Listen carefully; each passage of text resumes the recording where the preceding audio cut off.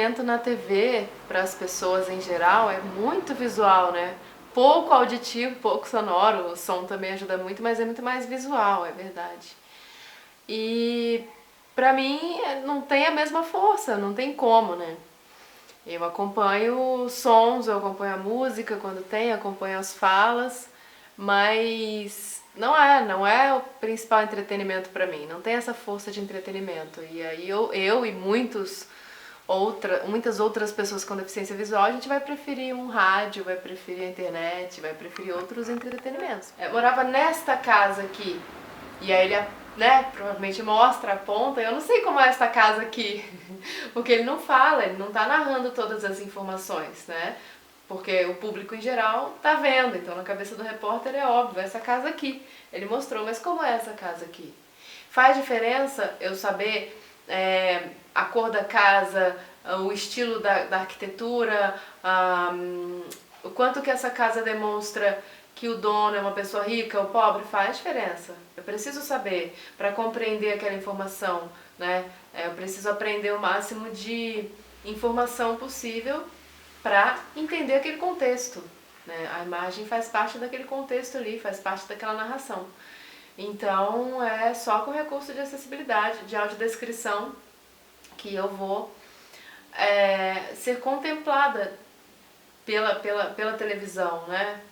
Por um programa, seja entretenimento, seja reportagem, seja filme, né? Muitas vezes eu acompanho um filme só ouvindo, um filme sem audiodescrição. Determinados sons, ok, me levam a imaginar determinadas coisas, né? Por exemplo, um abrir de porta.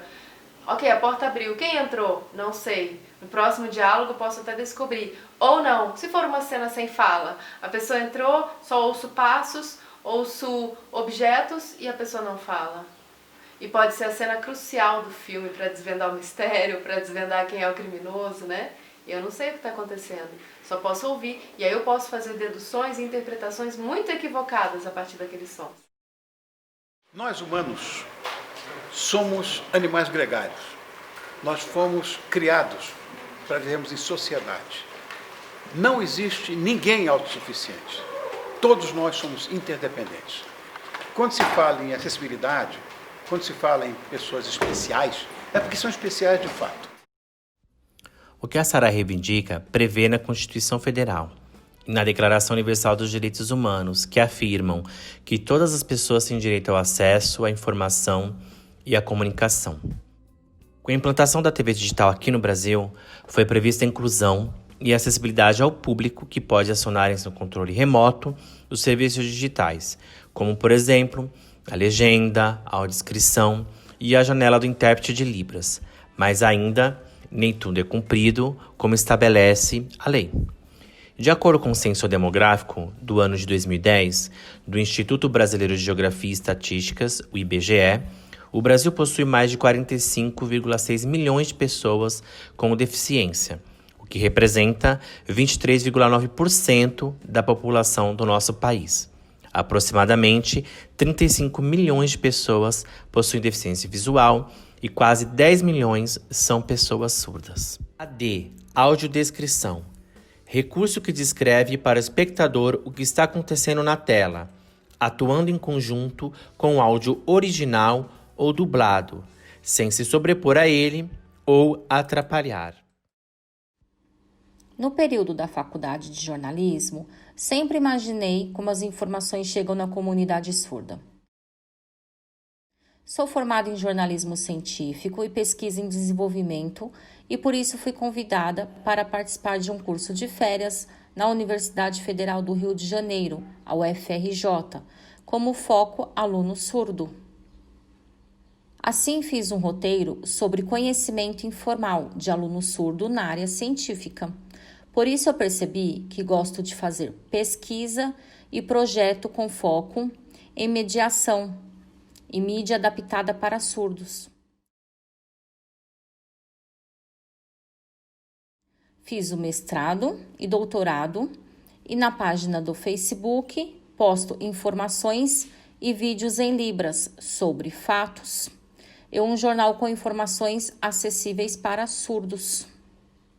No boletim, nós fazemos um roteiro curto e após o apresentador surdo ensaia e faz o glossário e a adaptação do texto em português para a estrutura da Libras,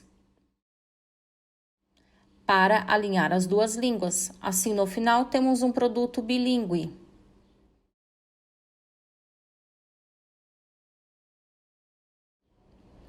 A TV Inis foi a primeira TV a apresentar um telejornal com 2 apresentadores surdos, o Áulio e a Larissa.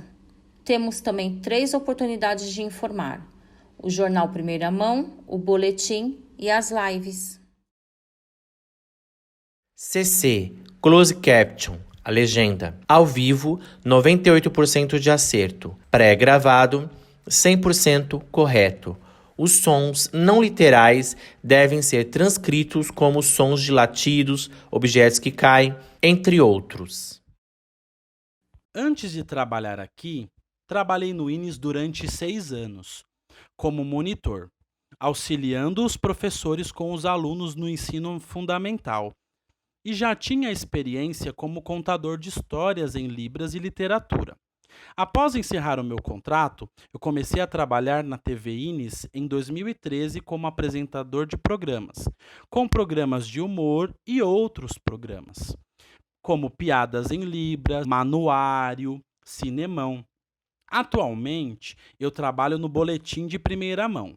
Em nossa reunião, o que é mais importante é escolher o tema onde os participantes, os apresentadores fazem parte, os roteiristas e também os intérpretes de Libras. E juntos discutimos as pautas e quais temas abordar. E decidimos tudo em nossa reunião e toda a informação é passada para nós surdos. Assim como os ouvintes, juntos decidimos qual será a pauta do dia. Todas as quintas-feiras, às 7 horas, entramos ao vivo pela internet, com a nossa pauta já escolhida. Para isso, nos reunimos todas as manhãs das terças e quartas-feiras, para nossa reunião de pauta escrita em português junto com o intérprete de Libras.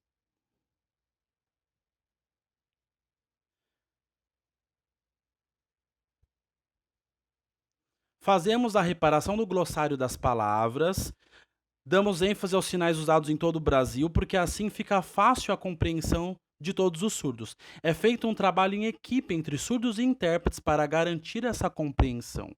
E após isso, vamos ao estúdio gravar usando o Teletromp, com os textos já revisados dos nomes próprios na língua. Seguimos o texto, inclusive no glossário, que indica onde usamos. As expressões na língua de sinais, como, por exemplo, quando falamos de um assunto triste ou de violência,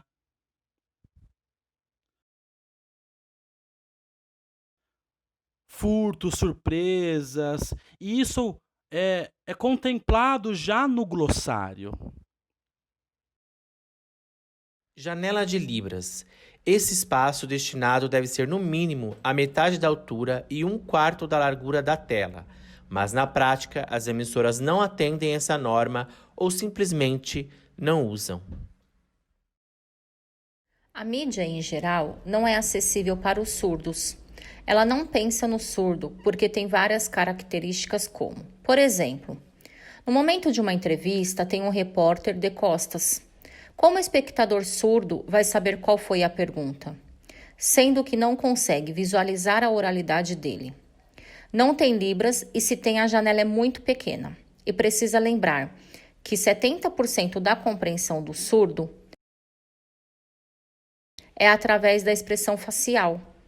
E se tiver a janela pequena, como faz? A TV Inis pensou em cada detalhe importante para a comunidade surda. A janela do intérprete é maior e padrão para fácil compreensão. E também tem a legenda e audiodescrição. A TV Inis é 100% acessível para as pessoas cegas, surdas e toda a família consegue assistir juntos. Pode ser ouvinte, surdo ou cego que conseguem assistir aos programas.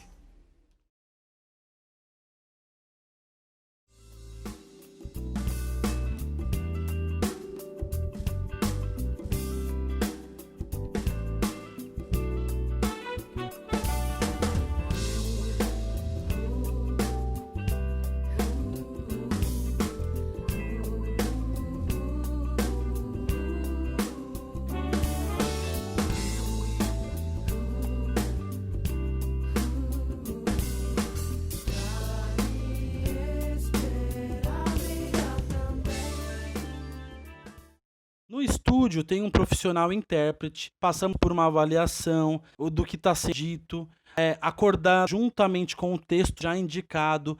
Isso é feito o material para onde vai para uma edição, onde será publicado todas as quintas-feiras.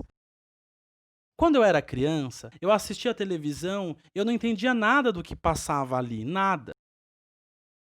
Por isso levo minha história para todos, e quando os surdos sofrem, é muito ruim. Hoje, as emissoras, elas pecam nisso. Por exemplo, a legenda nem sempre são assertivas. Existem muitos erros e falhas. As janelas de intérpretes são minúsculas. E como faz para enxergar isso na tela da televisão? Isso é um grande problema. Agora, a TV Inis, temos resolvido isso. Somos uma TV acessível. Mas quando eu falo de acessibilidade, não é ter um surdo apresentador, e sim um tradutor e intérprete de Libras, uma legenda, porque ter um surdo apresentador é como ter um apresentador ouvinte, é algo natural, é com a mesma responsabilidades. Eu acredito muito na empatia e que todos os surdos no futuro possam ter uma formação, ocupar lugares na sociedade de igualdade, como todos, e vencemos essas barreiras de comunicação. Vim para cá em 2009, já são 9 anos aqui na TV Brasil, a princípio como apresentador substituto para uma vaga que surgiu e foi feito um teste. Então a TV Brasil ainda nem era responsabilidade da EBC, Empresa Brasil de Comunicação, que é hoje. A princípio era uma empresa criada pelo governo que terceirizava e administrava, né, a contratação de profissionais para a radiodifusão pública, então aqui para a TV Brasil, para a Rádio Nacional, enfim, para a Agência Brasil, que é o canal de web, né, da Público. E a princípio eu fiz esse teste, passei e fui contratado. Então nós éramos contratados a princípio, completa 30 anos, porque foi fundado em setembro de 1988, ainda como jornal visual na época. E, sem dúvida, para mim é um prazer fazer parte também dessa história, né? Essa novidade é para mim, enquanto intérprete, e fazendo parte dessa história tão legal de marco mesmo, né? É uma ocupação de um espaço que significa acesso à informação, né? Numa língua que é natural, oficial no país, e, sem dúvida, mesmo que pareça pouco, às vezes, eu tenho noção e enxergo a grandeza que é esse espaço que a gente tem na TV Brasil. Então, foi basicamente assim. A princípio eu vim sem saber muito bem o que era e tal, não tinha nenhuma formação específica em jornalismo, tem até essa questão, né, da formação acadêmica ou a formação da prática, né, empírica e tal. Eu posso dizer que o que eu sei de jornalismo hoje, o que eu fiz de jornalismo até hoje, foi na prática mesmo, estando numa redação de jornalismo, precisando fazer produção, precisando entrar num vivo, precisando fazer uma coisa ou outra. E, sem dúvida, para mim, enquanto intérprete, é muito gratificante, muito enriquecedor, porque são caminhos novos e de demandas e necessidades muito específicas que já começam a se mostrar como um caminho de profissionalização, de ramificação, assim, de especialização, digamos, né, de atuação. Muito legal. Vão ser espelhados na edição do dia seguinte. Como vocês acabaram de acompanhar aqui, a gente grava na véspera, né, porque o programa ele é exibido de segunda a sexta às 9h15 da manhã. Então, com o objetivo de ter notícias o máximo frescas, né, a gente não dá notícia quente, não é hard news, né, a gente dá, tipo, é como se fosse uma revista eletrônica, assim, na verdade, a gente dá notícias que não sejam factuais, mas a gente procura gravar no final do dia para aproveitar alguma coisa que tenha acontecido hoje, tenha passado em algum outro jornal, ou até mesmo matérias que a gente produz. Então a gente chega na redação, separa essas matérias, tem a possibilidade de assistir também antes para fazer um estudo mesmo de vocabulário, busca de sinais e coisas do tipo, já que a gente fala sobre os mais diversos assuntos, né? E para então adiantar o processo da interpretação simultânea. Como vocês viram aqui, praticamente a gente faz simultaneamente, quase não tem erro e tal, porque isso já é visto com antecedência na redação. Assim, a gente tem uma carga horária, a gente não chega só para gravar, então a gente tem o convívio na redação lá de jornalismo, e a gente tem nossa mesa, enfim, a gente tem equipamentos para que a gente possa preparar esse material antes da nossa gravação. Estão vendo aqui o estúdio que gravamos? Duas coisas que vamos explicar. A primeira que explicarei é como usamos o TP Teleprompter. Quando estamos gravando o texto, é passado no teleprompter em português e sinalizamos em libras, mas antes estudamos o roteiro que é em português e adaptamos junto com a intérprete de libras. A partir do glossário, buscamos os significados. E entregamos o roteiro para a responsável passar no TP e seguimos na estrutura da libras.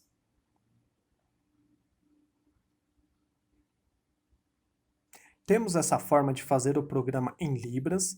E uma outra forma é o que chamamos de espelho.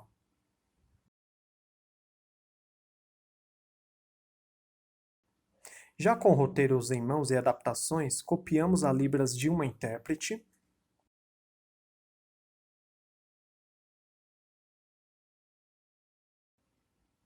que fica em nossa frente ao lado da câmera e nos auxilia fazendo os sinais que copiamos. Existem em duas formas para gravarmos, mas geralmente uso o espelho como forma de gravação, e o teleprompter foi uma nova experiência que tivemos nesse programa piloto Mão na Mala, que gravamos. Funcionam assim, compreenderam? Dessa forma, temos o costume de gravar o programa com o auxílio de um teleprompter. Mas também é importante explicar que usamos 2 profissionais intérpretes de Libras. Uma que faz a leitura e a narração do texto. E a outra que avalia os sinais dos apresentadores, prestando atenção nos detalhes como a datilogia, expressão facial e a qualidade que são feitos os sinais. Muito importante termos 2 profissionais para a validação e qualidade da interpretação dos apresentadores. E a troca entre elas na análise da clareza dos sinais, entenderam?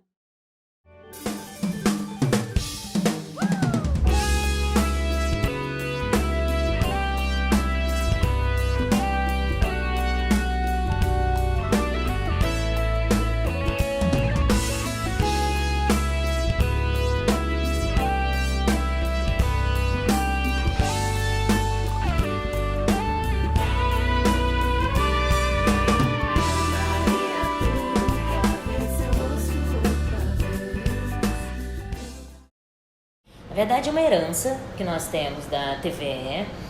Desde 88 existe o Jornal Visual, que é um jornal voltado para essa comunidade, e é um jornal em Libras. Ele já teve algumas mudancinhas de formato, mas sempre preservando essa linguagem para o público que ele é destinado.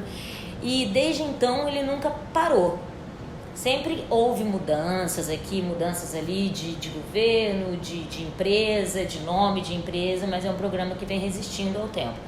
E quando a EBC foi criada, esse programa foi preservado e aprimorado. Então, nós temos aqui, vamos dizer assim, uma política de manter isso e ampliar. E como nós já temos jornal visual, a gente achou que poderia, como nós já temos hoje mais profissionais de Libras, a gente ampliou isso para 2 programas. Um programa esportivo, que é o Stadium, e o Stadium também ele é apresentado, tem Libras nele. E nós temos o RB1, que é um jornal de rede, que hoje também é transmitido em Libras. Isso foi uma vitória nossa, né? Foi uma proposta que fizemos na reformulação desses 2 jornais, e nessa reformulação, que volta e meia todo telejornal tem, a gente falou, vamos fazer Libras? Vamos. Podemos? Temos gente para fazer? Temos, então vamos fazer. E a gente tem toda uma preocupação de ampliar isso, obviamente, não só para esses programas. Claro que dentro da grade toda, né, é muito pouco ainda você oferecer apenas 2 programas, mas é toda uma questão de profissionais, de conquista, você vai abrindo caminho e tal. Eu acredito que essa é uma luta que não tem como regredir. Esse é um movimento que só tem como ir para frente, mas é um movimento que leva tempo, inclusive formação de profissionais, que agora está ficando popularizado. Inclusive a própria SERP já fez cursos e tal, de Libras para as pessoas que têm interesse. Bom, sobre os profissionais, a gente teve também essa herança da TVE, então a Cláudia e o Jonatas, que trabalham hoje aqui, já trabalhavam na TVE. Quando houve a criação da EBC, teve um concurso, e nesse concurso público foi colocado esse cargo. Então, a gente tem outros profissionais também, não só eles, mas em Brasília nós temos também, que foram pessoas que vieram de concurso público. Isso foi uma vitória também, porque o concurso público, você conseguir trazer esse profissional, normalmente é o tipo de trabalho, mão de obra que se terceiriza, né? E no caso o concurso priorizou essa carreira, e pra gente foi uma vitória também, porque é um profissional da empresa que pode fazer para vários programas, né? E a gente tem mais controle disso, a gente pode ampliar isso, a gente pode negociar melhor isso. O serviço terceirizado, nem sempre a gente tem essa ingerência toda. Sobre audiência e interatividade, a interação, né, com o público, é muito engraçado, porque nós que somos intérpretes de língua de sinais sempre ocupamos um pouco o espaço de sermos intermediários ali entre surdos e ouvintes e tal. Então acontece sempre, se você está numa sala de aula, o aluno vai querer falar com você e perguntar dúvidas, tirar dúvidas com você, porque é mais prático, ele está olhando para você o tempo inteiro, ele não vai perguntar ao professor ou perguntar a um colega dele, que ele quase não tem contato, ele te olha o tempo inteiro, é você quem passa a informação o tempo inteiro.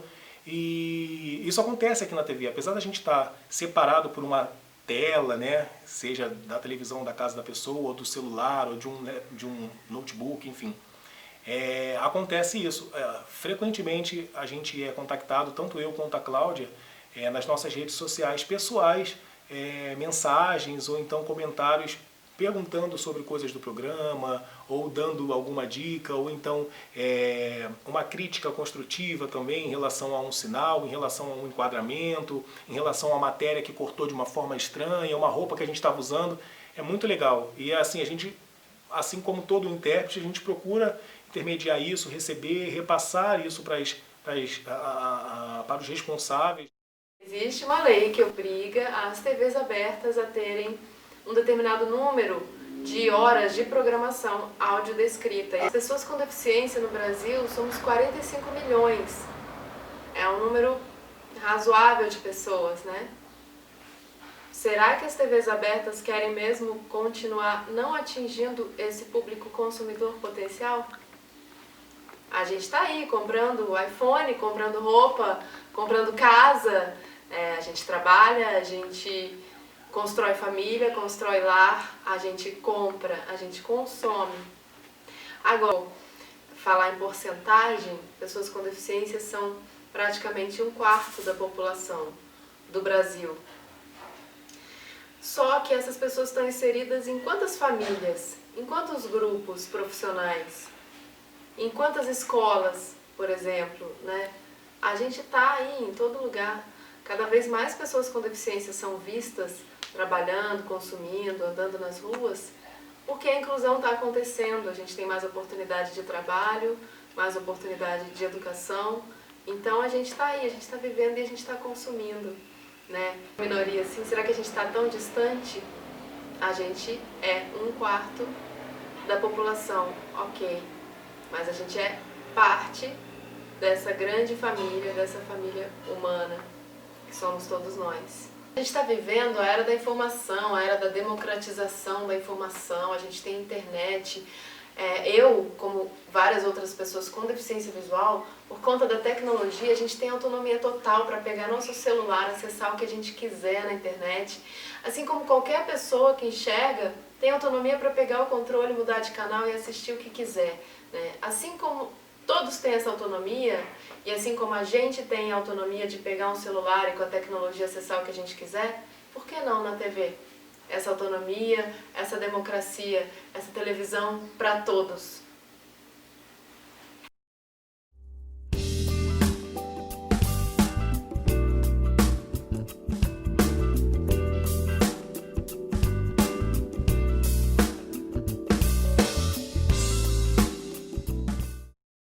Por isso que no nosso programa nós temos coisas que podem, de certa forma, fazer a diferença, porque é nosso dever, é nossa obrigação. Você tem um programa legendado, e um programa com áudio para aquele que não consegue nos ver, mas consegue nos ouvir, e para aquele que consegue nos ver, mas não consegue nos ouvir.